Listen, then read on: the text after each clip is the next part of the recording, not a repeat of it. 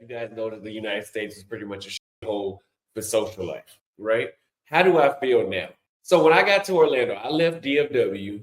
We all know Dallas had a bad. There was a very negative energy just weighing down on me. I don't think those people are good people over there. I think they got some bad people over there in Dallas. Not everybody, but they have a large amount of evil people. Something ain't right. Because I really did feel this. I flew to Orlando. I had to fly two places to get to Paraguay because Paraguay is off the beaten path. You're not flying too many direct flights here. So I had to go to Orlando, right? And when I got to Orlando, I felt a little better, right? Like I'm like, okay, I'm out. Who knows? Maybe I felt better because I knew I was one step closer to Paraguay. But I felt a little better, but it still did not get the urgency to socialize. I still did not get, I still couldn't there was some attractive women we saw in Orlando, but I didn't have any motivation to put the words together to talk to them. I was like, yep, yeah, no, they'll be fine. I won't be back on this continent for a long time. They'll be fine. She can walk off, go get on your plane. No need to look at me. Nothing to look at. Now, from there, we flew to Bogota, Colombia. Now, first of all, I was shocked. I had to first figure out what the hell what the hell was going on. That's what I had to figure out. What is going on is what I was asking myself. The reason I say that is I get off the plane. First of all, there's chicks on the plane. Beautiful, beautiful. Chicks going back to Colombia, chicks going to Sao Paulo, some chicks going to Paraguay, some chicks going to Uruguay. There's people going all over South America from the United States going back to Bogota. I'm waiting in line to get my bag checked because I have to go to the next connecting flight. I'm waiting in line to get my bag checked.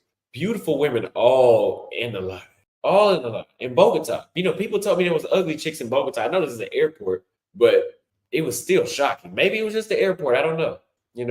So then I go inside after I get checked in. I go inside and I sit down and I get something to eat. There's beautiful black Colombian chicks, beautiful black Brazilian chicks everywhere in the airport. And at this moment, it had reactivated in me where I felt like I can talk to anybody. I can talk to anybody in this airport I want to. Anybody. The energy was right. The music that they were playing was upbeat. It wasn't no ratchet shit they were playing. The music was upbeat. The people were upbeat. Even though it's 2:00 in the morning, the people are upbeat. Right? So I go to this restaurant and I'm sitting down and there's this chick on the other side. Here's the huge difference between women in the States and women abroad. Have you guys ever noticed how women in the States have this type of mentality? They're only looking at what's right in front. They're pretty much not aware. It's like they're very self-centered. They're not aware of what's going on around them. So the whole accent, like here, one thing I do often in Africa and Latin America is I find myself accidentally locking eyes with somebody. Just anybody in the room, because people are aware of what's going on around us. People in the United States are just sitting there like this on their phone. Don't really move their head too much. They don't do anything. They just sit there like this all day. So there was a chick sitting next to me eating. She's on the phone. She's actually on the phone, but she's still somehow managing to catch my attention without doing anything. She's on the phone with her friend, but I thought it was a guy, right? And yes, you are invisible in the States. You're very invisible. But I thought it was a guy. So I was just kind of like, I'll just wait. I'll just see what she's going to do. So whenever I got through eating, I got ready to get up to leave. She kind of gave me you had to be looking at her to see it. That's why I told you, motherfuckers, you got to pay attention to the room.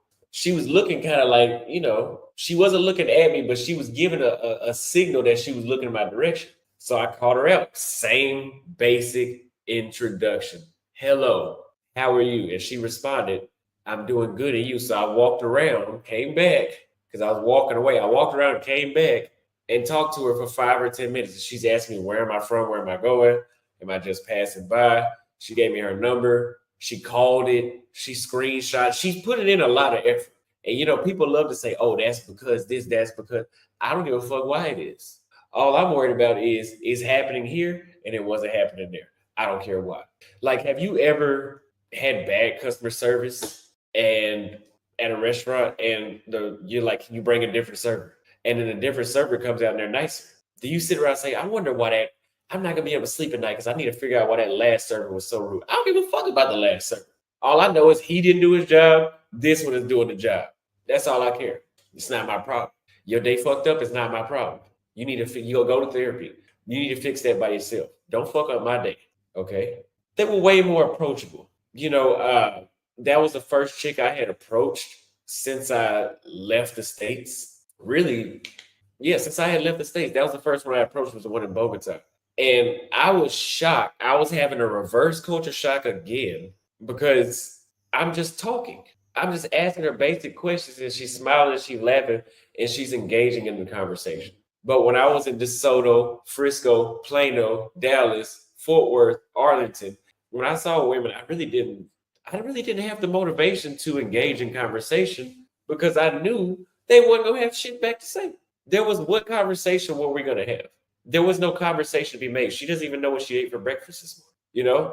What can we talk about? Because even whenever I was in Orlando's airport and down in DFW airport, I still felt like I was being repelled without them trying.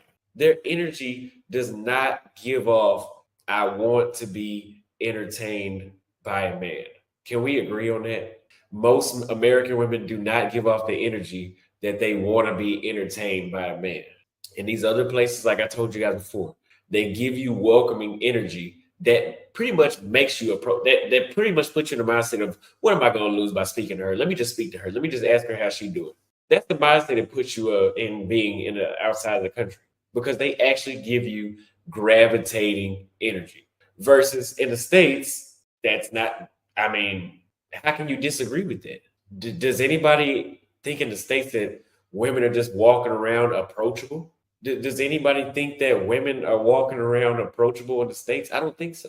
And we got video proof of it. Jeff knows that I need to be on your wave. Thank you for the super chat. Traveling as a foreigner in different countries, I hate living in the US, but I need American money to survive. So, what people say about that? Get your American money. We don't hate the US dollar. We don't hate the US military. We don't hate the US freedom of speech. We just hate the US culture. I think most people in this comment section that watch my stuff hate the culture in the United States. We don't hate that other stuff. I love the US dollar. I love it. I love it. I would kiss it if it was a brand new dollar they just printed. I would kiss it. I love it. Thank you for the super chat. But like I said, I could not fix myself to approach because of the repelling energy that you experience in the States. There's a difference. And the only people that don't notice, there's only two people that don't know the difference about approaching women in other countries and women in the United States. The two people that don't know is people that have not traveled or people that did travel, but they only dealt with prostitutes. If you only have dealt with prostitutes abroad and you have never actually really approached a regular chick, maybe you don't understand what I'm talking about. But the people that have understand what I'm talking about. So the American women are just rude. I could call them out their name, but I'm not going to do that. But as a whole, not all of them, but as a collective, they are not the nicest people. Would you recommend an American woman to somebody that is looking for somebody that's nice? And my work showed otherwise. They think being combative gives them extra points. I told you that a minute ago. They think calling you a nigga, debating you about everything, insulting you, being difficult to deal with. Oh, I require this, that. They think that shit gives them points. And for some reason, they think that if the more difficult I am, the more he'll value me. Not when you're a no better guy. Not when you're somebody that has a passport, that looks like this, that has pages and pages of stamps from almost every continent in the world. You're not going to be more valuable in my mind. You're not. We have too much backlog right here. There's too much going on. And we're not done yet. This passport has how many pages? 52? We're only on page number, I just got my last step today on page number 25. So we're halfway of where we're going to be. We're only halfway of where we're going to be. If you have used your passport to where the eagle is wearing off and some of the letters are wearing off, you don't value a combative bitch. Bottom line. And I call them that because it's not lady behavior. I've been around ladies all around the world, especially here in Paraguay, especially in Uruguay, especially in Chile, especially in Lima. You guys remember the girl that was all friendly at the restaurant? That's how ladies act, You guys noticed that nice interaction that we had at the restaurant. Did you guys see us debate about anything? Like we could have debated, right? When she said, "Oh, you look like my brother," and I'm like, "Oh, your brother looks black." Oh, well, he's not black, and then she starts laughing. But you just have his eyes. See, if you would ask an American chick that, "Oh, what, you don't know what black is? What, are you dumb or something like that?" We're not exaggerating these responses. We're really not exaggerating these responses. You said she deleted her Instagram. We're not exaggerating these responses, right? Somebody just said in the comments, traveling gives you less patience for disrespectful women. I would 100% agree. You know, when I was before I had left the States, if a chick would flake on me, I would reconsider her if she reached out again. Now, all a chick would have to do in the States to pick up my uncle when I had a date set at the same time. My date was set at 4 o'clock. It was like 3:45. I said, I'm gonna go ahead and drive out there because I haven't heard from her all day. So I know she's about to flake. But I ain't got no, I'm not patient enough to wait. I'm gonna go kick it with the family in the meantime. Give a damn about what she doing. So if you can't stress yourself out by constantly keeping them in check, remember I told you guys they're gonna try to get you to check them when you first meet them. If you can't constantly get your manhood tested by a female daily and stress yourself out, trying to constantly keep her in check, constantly pass shit tests. Who wants to do that? But if you can't do that, then you're just a soft guy. If you guys don't want a woman that you, if you guys don't want a woman that you have to check constantly daily, she's gonna be smiling at other dudes to see how insecure you are. If you guys don't want a woman like that, you just must be a soft guy. You just must be a soft guy. You guys, here's a statement that a lot of these American women love to say. Yes, I can be feminine if I find the right man to make me feminine. What a dumbass response. So let me say it in Austin Holloman's version.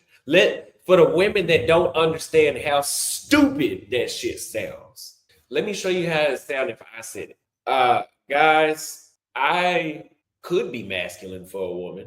She just has to be feminine enough for me to be masculine. So what am I gonna do in the meantime? Behave like a bitch? Are you kidding me? See, it doesn't sound good when the man says it, but if a woman says it, she gets some praise. But if a man says it, now it's not. You can't do that. Here's a masculine woman. A masculine woman that says she will only be feminine. I hear you, Jerome. A masculine woman that says she will be feminine whenever a man is masculine enough is on my end. Like saying, okay, if a guy walks up and slaps you on the ass, maybe I'll be masculine if you were feminine enough. If you weren't feminine enough, I'm not gonna do my masculine duty and defend you. That's how dumb that shit sounds. But if you guys are too good at keeping them in check, you'll be filed an abuser and you'll be spending some hard time in jail. Good luck. Now, anyway, I've tossed them to the trash as a figment of my imagination.